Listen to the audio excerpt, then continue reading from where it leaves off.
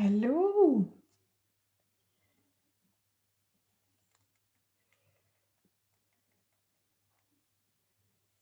Bon, les filles, je ne pouvais pas passer à côté de venir vous voir.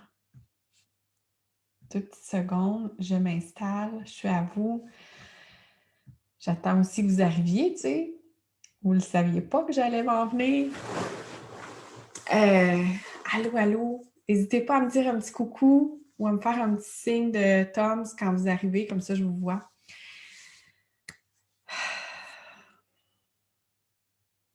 J'ai mis ça aujourd'hui pour moi, pour toi, pour nous, pour tout le monde.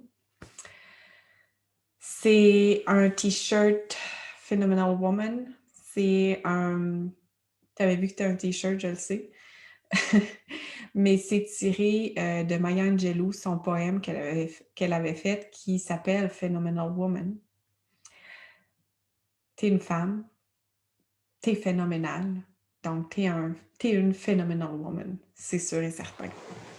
Celles qui ont envie de voir ou de lire le poème de Maya Angelou, tapez Phenomenal Woman sur Google et vous allez la voir.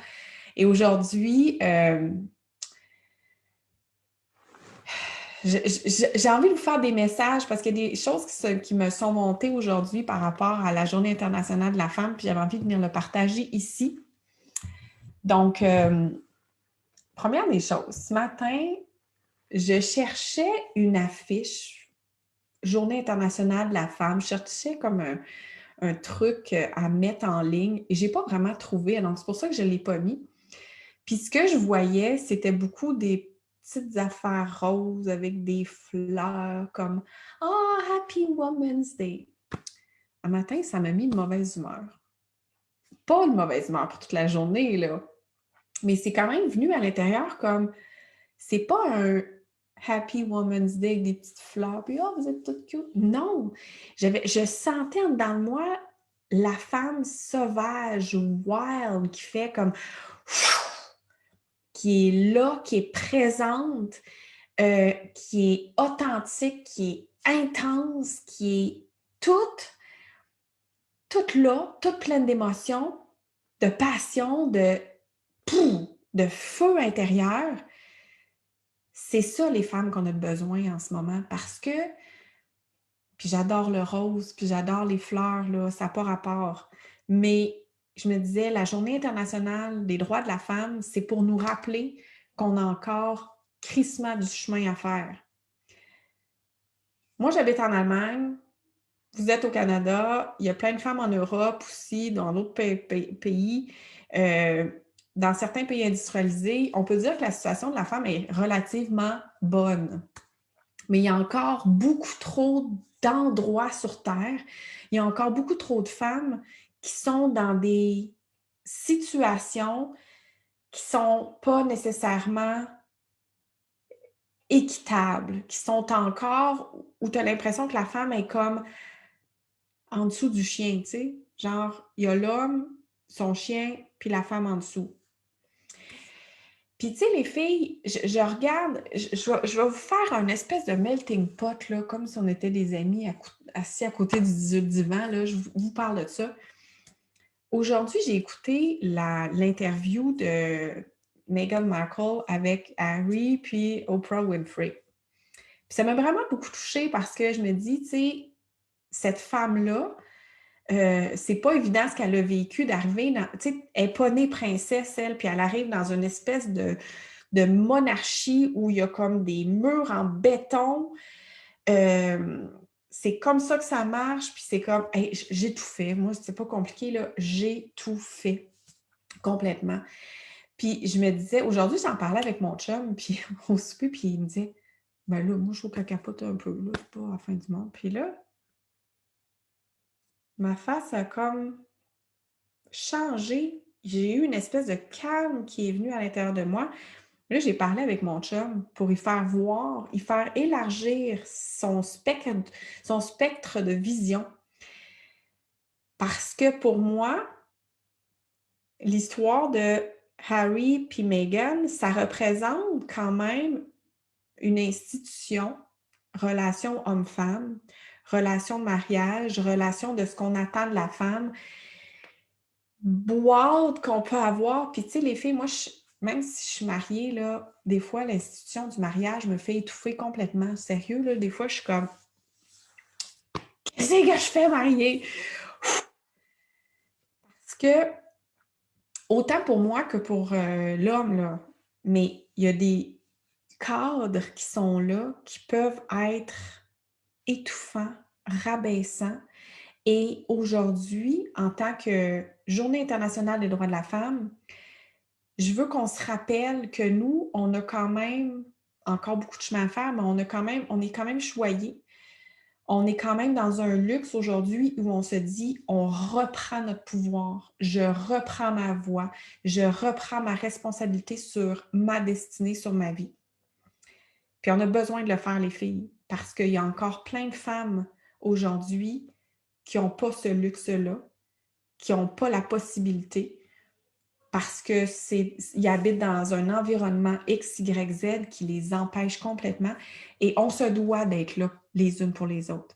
Vous le voyez dans la tribu, on est une famille virtuelle, on a une super belle énergie, on s'entraide, on est là les unes pour les autres, même si on est là virtuellement à distance. C'est important qu'on le fasse. C'est important que toi, tu prennes soin de reprendre ton pouvoir sur ta vie, ta responsabilité. Puis les filles, moi, je vous avoue que je suis dans le même bateau que vous. Tu sais, pour que vous connaissiez mon histoire, moi, je suis partie de Montréal, je suis venue rejoindre mon amoureux parce que j'avais envie de vivre cette histoire-là, je n'avais pas envie de passer à côté. On s'est mariés, on a fondé une famille. En Allemagne, c'est très patriarcal, donc mon chum, c'est lui en majeure partie le pourvoyeur de la famille. Ce qui a fait que pendant des années, en ayant un bébé, d'avoir ce petit-là à prendre soin, j'ai beaucoup donné de temps à ma famille, donc j'étais pas, disons, financièrement complètement responsable, OK? Puis ça fait que ça a des conséquences aussi parce que le pouvoir financier, c'est un pouvoir. Puis à un moment donné, de faire: «Hey, wow, là, je l'aime ma famille, je l'aime mon enfant, je veux être là pour lui, mais j'ai besoin, moi, de reprendre ce pouvoir-là sur ma vie, puis de me sentir solide sur mes 2 jambes, puis de vraiment comme mettre beaucoup plus d'énergie là-dessus». Ça fait une grosse différence. Puis moi, c'est un processus dans lequel je me suis engagée. Puis c'est un processus qui est nécessaire. Tu sais, moi, c'est drôle parce que ma mère puis ses sœurs, euh, c'est 3 femmes qui ont leur maison, sont hyper indépendantes, sont hyper financièrement indépendantes. Tu sais, ils ont leur maison, leur voiture, leur affaire. Puis... Mais leur mère, qui était ma grand-mère, elle savait pas conduire. Puis elle n'avait pas de compte en banque à elle. Donc, quand elle a pu, elle a ouvert des comptes en banque pour ses filles. Donc, je viens aussi avec une grand-mère que c'est comme, tu vas être indépendante, tu vas être forte. Tu vas t'occuper là, d'être capable par toi toute seule aussi, tu sais.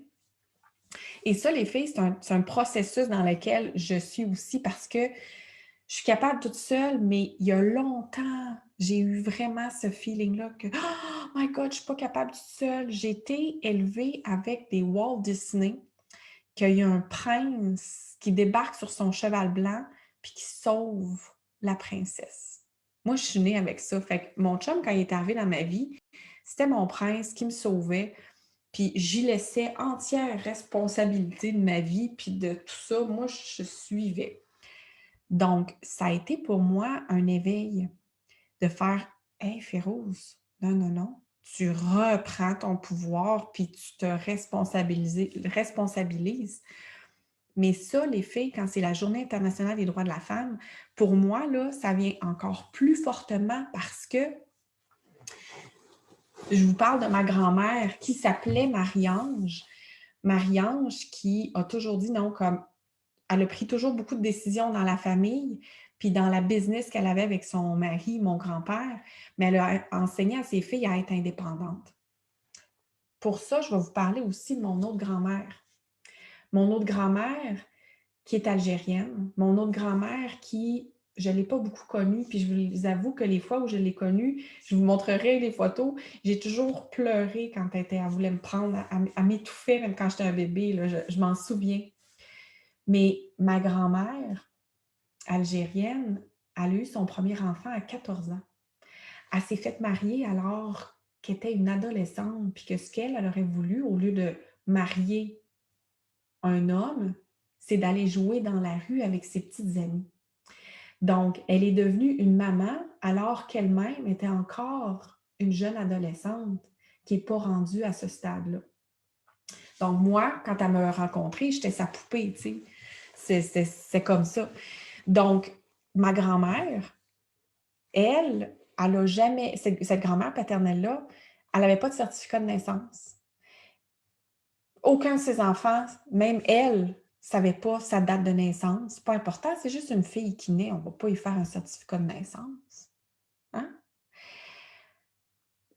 Son droit de parole, son droit de décision, tu sais, jamais eu beaucoup de droits. C'était comme, ben, je suis la femme de, je suis les décisions que mon mari y prend. Donc, autant pour des femmes comme ma grand-mère paternelle que des femmes pour ma grand-mère maternelle, pour moi, c'est important aujourd'hui de reprendre cette responsabilité-là qu'on a sur notre vie, qu'on a de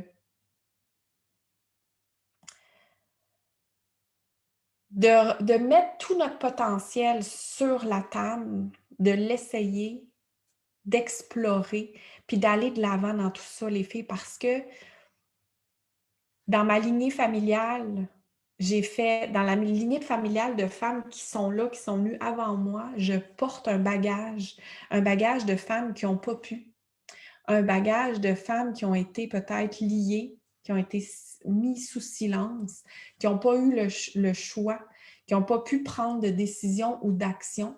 Et aujourd'hui, toi puis moi, on est dans une autre posture parce que l'énergie sur Terre est différente. On est là pour s'éveiller, pour aller de l'avant avec une transformation, une élévation dans une dynamique qui sera plus saine pour l'homme et pour la femme. De savoir notre propre valeur, de la travailler puis de la mettre, d'oser la matérialiser, d'oser la mettre de l'avant de la même façon que Meghan puis Harry, à un moment donné, c'était comme, on met notre propre valeur de l'avant en dehors du système dans lequel on est, puis on se met de l'avant, peu importe, même si on ne sait pas ce qui va arriver après. Donc, aujourd'hui, ce que j'avais envie de vous dire, les filles, c'est que vous avez une grande, grande, grande décision. À chaque fois que vous avez justement un choix, vous êtes devant une... Qu'est-ce que je vais dire? Qu'est-ce que je vais faire? Ça peut être un tout petit action comme ça peut être une grande décision à prendre. Vous avez ce choix-là en disant, est-ce que je m'abandonne ou est-ce que je me responsabilise, je me mets de l'avant, puis je fais ce choix-là à partir de cet espace-là en moi. Donc aujourd'hui, en ce 8 mars, je voulais te rappeler que tu as de la valeur, que chacun de tes choix, chacune de tes décisions sont importantes, que tu peux te mettre de l'avant aussi, et tu n'es pas obligé de te faire passer en dernier. Et ce que je voulais, c'est que tu puisses prendre conscience qu'aujourd'hui, là, toutes les femmes dans ta lignée paternelle, dans ta lignée maternelle, elles sont là. Ce qu'elles veulent, c'est ton évolution pour tes filles, pour les petites filles qui viendront, les suivantes, pour qu'il puisse y avoir une guérison dans la lignée de la femme. Pour qu'on puisse arriver à un moment donné que pour un travail égal, on soit payé égal à l'homme. Puis, une autre affaire qui m'est venue aujourd'hui, je passe du coq à l'âne peut-être. Vous avez déjà entendu ça, l'expression Euh, mettons que quelqu'un a peur, puis là, ils vont dire en anglais comme Don't be a pussy. Le mot pussy, déjà là, en partant, quand quelqu'un dit ça, c'est comme Ah, t'es peureux, t'es faible, t'es peureux, t'es comme vulnérable. Oh mon Dieu, c'est comme pou, c'est bas. Pussy. Quand tu le dis de cette façon-là, comme Don't be a pussy, c'est comme pas génial. Ça m'a maudit, moi, cette expression-là, parce que c'est pas vrai. De un, la pussy, on va le dire en français, pour nous, c'est la vulve de la femme. Il n'y a rien de plus puissant que ça. Il n'y a rien de plus puissant, les filles. Puis je vais vous le montrer. J'avais demandé à Marie-Ève, à un moment donné, de m'en faire une. C'est beau, c'est extraordinaire, on dirait une fleur, justement. Puis, je veux que vous voyez, en fait, que quand il y a quelqu'un qui va peut-être utiliser ce terme-là, don't be a pussy, en disant oh, t'es donc bien peureuse, t'es vulnérable, t'es faible, c'est tout le contraire. Si vous avez donné naissance à des enfants, vous savez que autant cette vulve-là, elle peut être fragile, vulnérable, elle peut être accueillante, aimante, mais aussi elle peut prendre de l'expansion, être puissante, être solide, parce que c'est le seul moyen d'arriver sur Terre. Il n'y en a pas d'autre. Donc, Pussy, juste le fait qu'on l'utilise comme étant faible et vulnérable, c'est pas vrai. C'est ce qu'il y a de plus puissant, selon moi. Puis déjà là, si on le diminue, dévalorise depuis autant d'années qu'il y a qu'on parle des sorcières minimum, c'est pas les femmes qui l'ont diminué. C'est peut-être les hommes. C'est peut-être la religion. C'est peut-être un mix des deux. Mais c'est à nous, comme avec Harry et avec Meghan, de se sortir de ce système-là, de ne plus l'accepter et de dire non, je n'accepte plus ça. Je veux que tu puisses aussi, je vais te montrer ma perception puis le voir différemment, amener les choses différemment. Puis tu sais, les filles, pour moi, c'est hyper important qu'on puisse, moi, toi, nous toutes, être capables de prendre cette conscience-là pour éveiller nos maris, nos chums, nos amis de gars, nos patrons, nos fils, nos petits-fils, les autres filles autour de nous aussi, tes filles, tes petites filles, tes cousines, tes nièces, pour qu'on puisse justement remettre l'équilibre dans tout ça. Puis d'être capable au final que moi, en tant que femme, mon féminin et mon masculin sont en équilibre. Puis que l'homme à côté de moi puisse avoir son masculin et son féminin aussi en équilibre. Parce que l'homme, il souffre aussi à quelque part. Mais aujourd'hui, on se concentre, pour nous ici dans la tribu, on se concentre sur la femme, c'est elle qu'on veut rendre plus forte, plus solide sur ses deux jambes. Donc, en ce 8 mars, les filles, j'espère que vous avez commencé l'exercice des 21 jours pour apprendre à s'aimer. Moi, je le refais, Audie le refait, vous êtes plein à le refaire. Moi, j'ai décidé cette fois-ci de le noter dans mon téléphone. Parce que mon téléphone, je l'ai toujours avec moi, puis j'ai mes notes, puis là, je le mets, puis je vais le garder, il va toujours être là. Donc, je vais m'écrire mes 21 jours dans mon téléphone. Vous pouvez le faire de la façon que vous voulez. Mais ça va être une façon aussi pour vous de vraiment reprendre ce pouvoir-là que moi, si je vous l'avoue, ce pouvoir-là, je l'ai vraiment donné complètement à mon chum pour qu'il... Je voulais pas m'occuper de ma vie, je voulais pas prendre... Tu sais, je voulais comme ça soit lui, là, tu sais, la belle au bois dormant, là, ben, j'avais l'impression que c'était ça. C'était comme, enfin, j'ai un prince charmant, il va s'occuper de moi, j'ai plus rien à penser, merci, bonsoir. J'ai frappé un mur, ça marche pas, c'est pas ça la vraie vie, tu sais. Donc, cette émancipation-là que j'avais besoin, que toi, tu as peut-être de besoin, que plein d'autres femmes ont besoin, on va réussir à le faire une femme à la fois.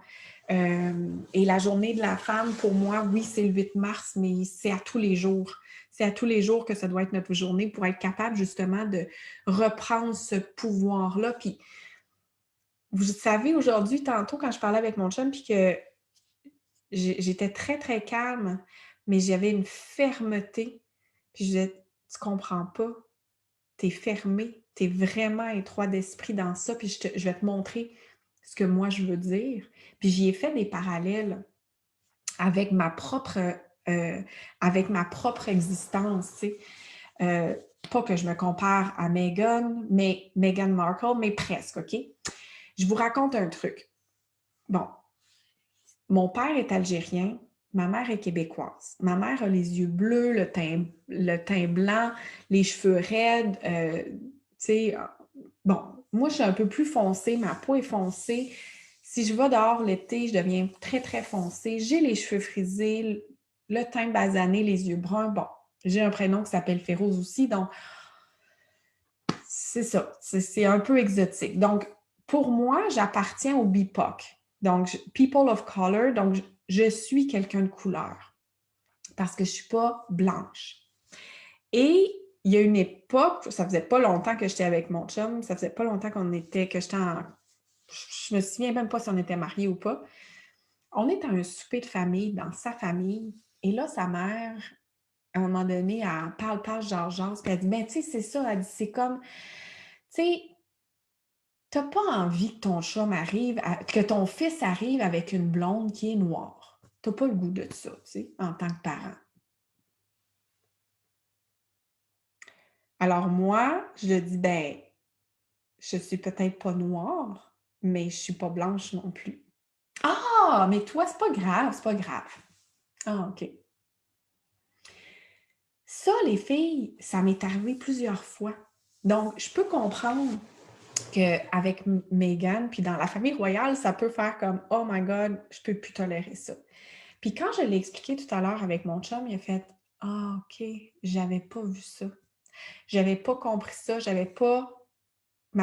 Il a réalisé et il me l'a avoué que sa vision était très comme avec des œillères, c'est de même, puis that's it. J'ai dit oui, tu avais une vision, une œillère d'un homme blanc très privilégié, puis que la seule chose que tu vois, c'est en face de toi, puis ce qu'il y a sur le côté, tu le vois pas. Puis si tu le vois, tu trouves ça ridicule. Ma voix a porté, parce que ma voix, je n'étais pas enragée, je n'étais pas super émotive que genre j'ai de l'air d'une déchaînée. J'étais ferme comme une montagne. Tu me déplaceras pas, puis c'est ça. Cette fermeté-là, avec un calme, les filles, je nous la souhaite toutes, tout le temps, pour être capable de faire bouger les choses. Parce que ce système-là en place, qui laisse les personnes minorités, parce que les femmes, on est dans les minorités visibles, que ça puisse changer. Donc, voilà. Je pense que je vous ai à peu près tout dit ce que j'avais envie de vous dire. Je nous pige une carte. Hey, vous me direz si vous l'aimez, le dessin que Marie-Ève a fait, la vulve, je la trouve magnifique. C'est une fleur qui crée, qui co-crée. Je trouve ça extraordinaire. Alors, qu'est-ce qu'on a besoin de recevoir comme message en ce 8 mars?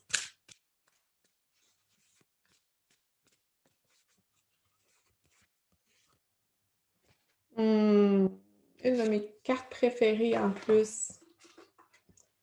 Les filles, c'est célébrer votre beauté. Célébrer votre beauté. Puis célébrer votre beauté, c'est dans toutes les parties de votre corps, les filles, même votre vulve, incluant. Oui, oui, oui. Parce que l'autre jour, je disais sur Internet, là, il y a beaucoup trop de femmes qui se font refaire là aussi. En tout cas. Donc, célébrez votre beauté dans tous les aspects que vous avez. Voyez la beauté de votre temple. Regardez ça comme cette femme-là, elle est un arbre. On est l'arbre de vie. on est cet arbre de vie-là et d'aller admirer, honorer votre beauté, de vous célébrer, ça donne bien cette carte-là aujourd'hui pour te célébrer. Puis oublie pas en te célébrant d'aller écrire 3 trucs que tu aimes, que tu reconnais comme avoir beaucoup de valeur, que tu honores chez toi.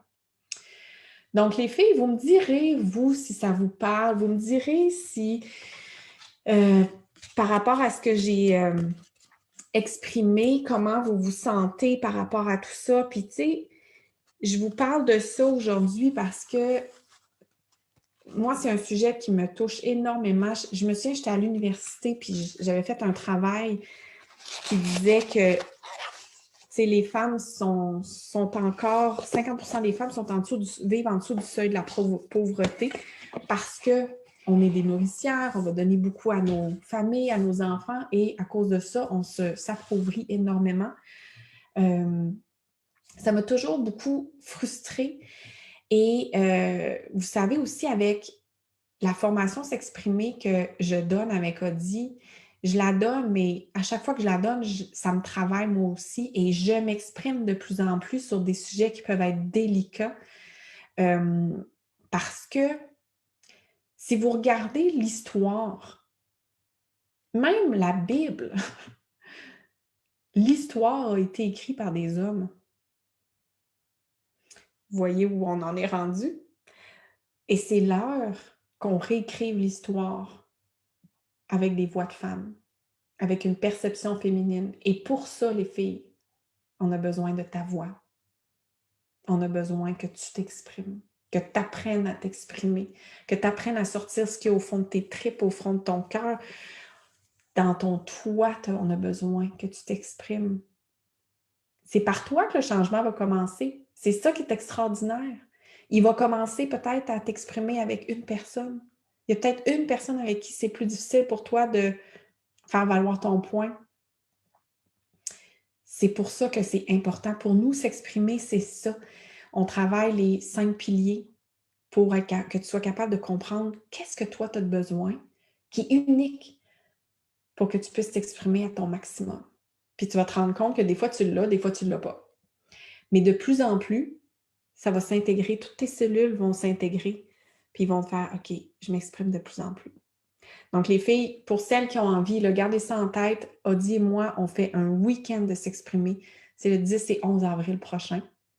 C'est 79 $. C'est pas grand-chose là, pour apprendre à t'exprimer puis pour que ça puisse changer beaucoup, beaucoup de choses dans ta vie. Si tu l'as déjà fait puis que tu dis « Ah, il me semble j'aimerais ça », refais-le.